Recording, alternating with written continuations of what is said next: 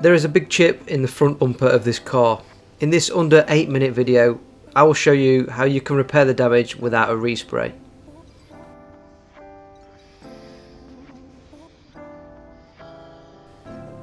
The chip has gone all the way down to the plastic through several paint layers.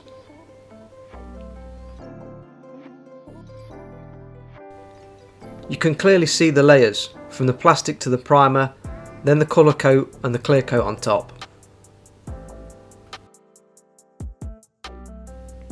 I will first use a blade to smooth out the rough clear coat edges.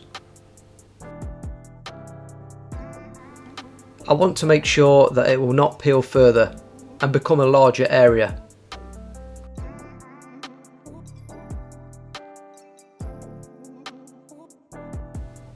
I do this very carefully. I try not to cause further damage to the paint.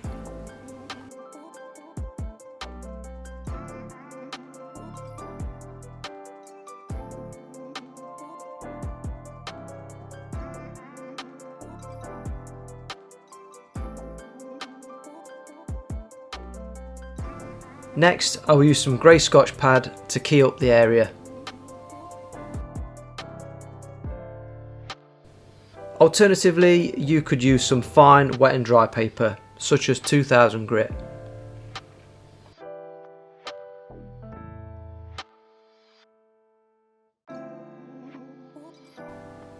I apply a small amount of primer to the exposed plastic area of the chip.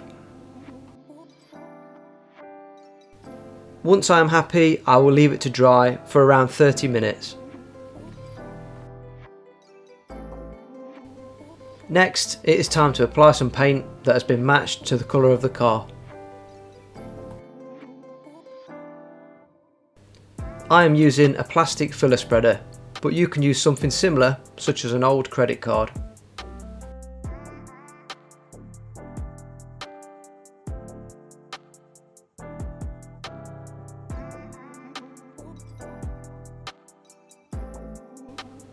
I am helping the area to dry using a heat gun, but the paint should dry on its own after around 1 hour. At this point, I like to try and remove some of the excess paint from around the chip area. You can do this by using some paint thinners and a rag or paper towel. Be careful not to disturb the paint that is inside the chip.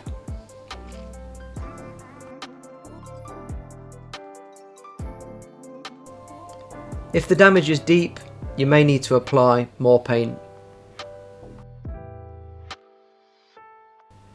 Repeat the same process as before.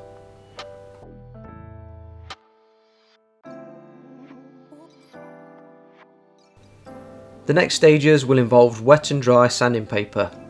Here I am first using 1500 grit. I wrap it tightly around a block and I apply some water to the panel.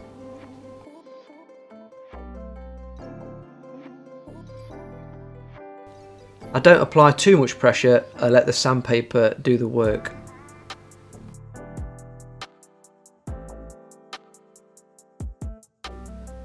The wet, fine sanding paper is levelling out the paint I applied and removing the excess paint from around the chip. I regularly wipe the area dry and inspect my progress. Next, it is time to apply some clear lacquer or clear coat to the area using the same method as before. I try and do this quickly, it does not have to look perfect.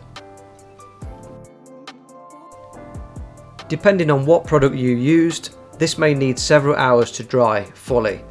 But once it is dry, we are able to return to the wet sanding method that we used before.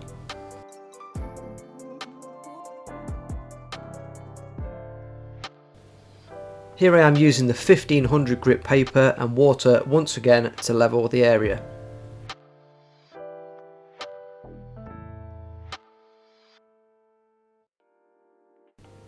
After the 1500 grit, it is recommended to use 2000 grit and even 3000 grit to refine the sanding area, ready for the next stage.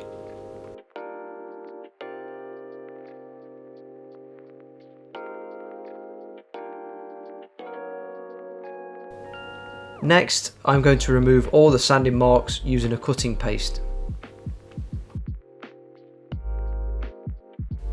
You can use a polishing tool or even a cordless drill as shown in my other videos.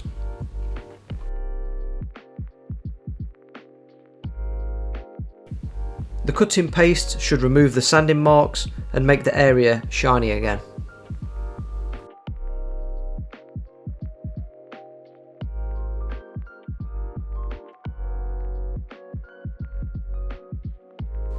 I wipe the area with a clean cloth and inspect my work. You may need to repeat the polishing process more than once.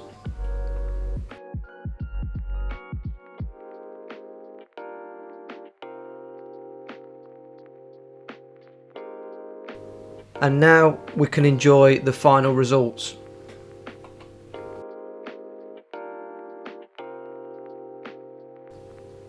As now you can see, the area is greatly improved.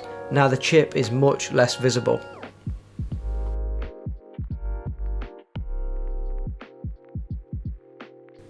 I hope you have enjoyed this short video. If you have any questions, then please ask in the comments section.